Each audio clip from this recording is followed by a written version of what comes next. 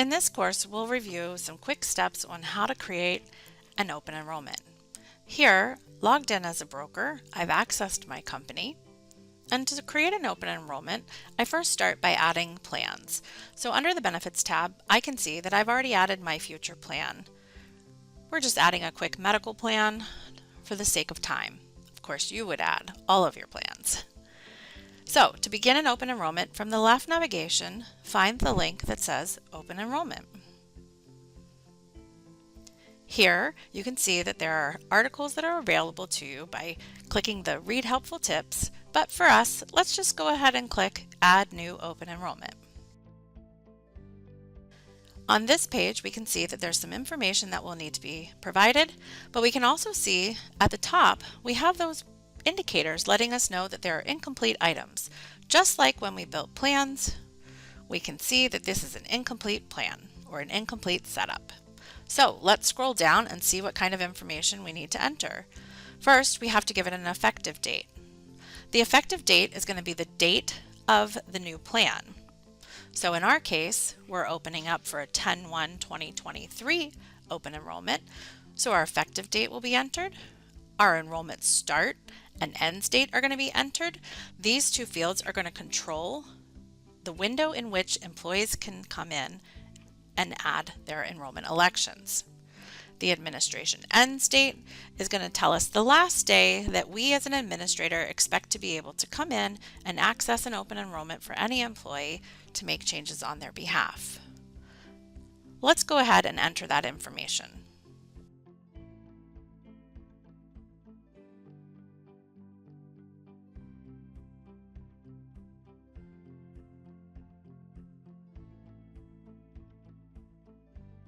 Once we've entered all of our information, we can scroll down. We see we have an option to control what happens with new hires or newly eligible employees who are coming in maybe after the window of enrollment has ceased. So here we can just say we want to manually unlock those so that we can make sure that we're keeping an eye on those folks. Our last step here is to select Save and Continue. Upon saving that page, we are now directed to select what plans we'd like to include in our open enrollment. But if we notice here, we have a little green check mark now, which says our closeout has been set up. This has been set up automatically for us, and we'll talk about that in just a moment. But on this page, let's go ahead and click that Choice Plus plan so we can make sure employees are seeing that in their open enrollment. And when we're done, select Save and Continue. Here, just confirmation, reminding you that you are adding this plan, so yes, we're sure. Continue. Select Continue again, because here, this is the Ending Plans tab. This would tell us what we should do with plans that exist within the system that are set to end before 10/1/2023, but in our case, we don't have any of those plans. Payroll, if we wanted to, we could add some deduction codes, or if we were using integrated payroll partners, we might have some additional steps, but for us today, we'll just select Continue. And our very last step here is simply to activate the open enrollment. So let's go ahead and select Activate Now. Again, remember, this isn't turning the enrollment on right now for employees. This is simply making it active so that you as an administrator can take a look and do some testing. The enrollment start and end date that we had entered on the effective dates was what controlled when employees will be able to get into the system. So here, just asking for a little confirmation, so we're going to go ahead and say yes, activate now.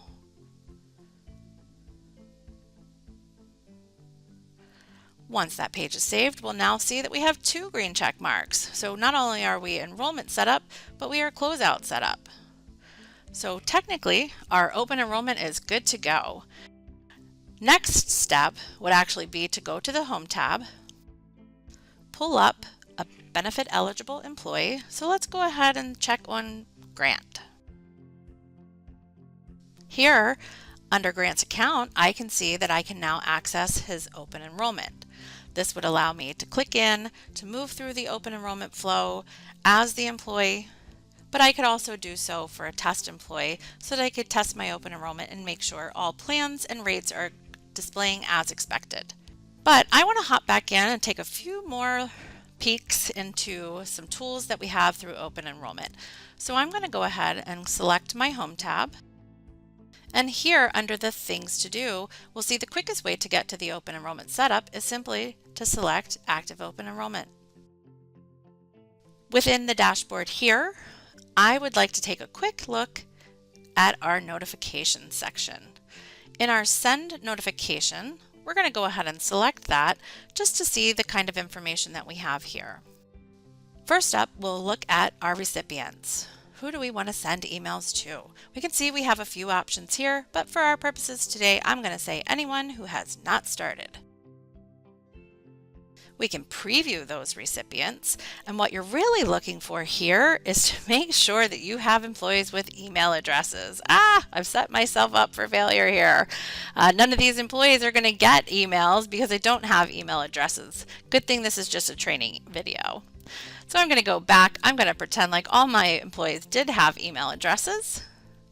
And I'm going to move on. The next one would be to put any filters by my recipients. Again, here, just some options for you if you want to filter those notifications. I'm not going to do that today though. I'm just going to move into my library selection. Now here I have a couple of options. I can choose to draft a new email, which would allow me to create a custom email from here. I can choose the subject, I can type in my message, but again, I'm going to want to do things a little bit easy. So I'm going to go back into my library selection and choose the Open Enrollment default template. Still here, I have the option to customize this message if I'd like. And when I feel comfortable with the message that I have, I can send myself a preview, which would send me the email directly, or I can hit send to send it out to any of those recipients who did have an email address. One thing to note here, when you're modifying this, anything that's in those brackets, you want to make sure you keep those there because those are just what we call tokens, and it'll populate the company or employee specific information when it's received by them. Let's go ahead and finish here and scroll back up to the top. We have some other options in regards to reports and notifications that we can schedule, but we'll take a look at those in some of the other sessions that we have that take a much deeper dive into Open Enrollment. So let's go ahead, return to our tab, and call it a day. Congratulations, you just set up your first Open Enrollment.